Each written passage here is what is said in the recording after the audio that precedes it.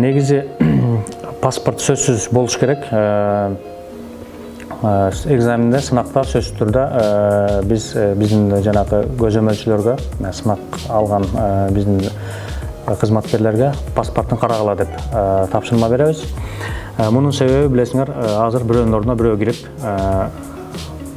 башка бирөөнү киргизбей, анан жакшыраак окуган бирөө киргизип, баала алганга аракет кылышат. Ошого байланыштуу биз сөзсүз түрдө паспорт сурайбыз. Ал эми митирка документ катары эсептелбейби деп албетте келип атышат. Көп эле митиркада сүрөт болбогонуна байланыштуу биз аны ала албайбыз. Себеби мен ушулмун деп митирка менен келе бериши мүмкүн. Ошон үчүн сөзсүз түрдө паспорт талап кылабыз. Паспортту ала электер болсо, паспорт алганга аракет кылышсын. Себеби паспорту жок, эч кандай иш жүргүзбөйбүз. Анан эркек балдарга дагы бир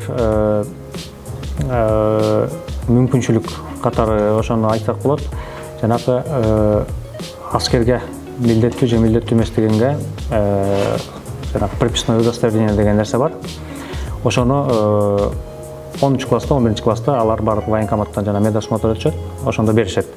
Ошол жерде да сүрөтү менен болгон документ, ошону дагы кабыл алабыз. Бул эркек балдарга байланыштуу болуп калды. Эми кыздар албаган болсо, эми кыздар үчүн бул албетте маселе. Ошол себептен паспорттарын алганга аракет кылышса жакшы болмок.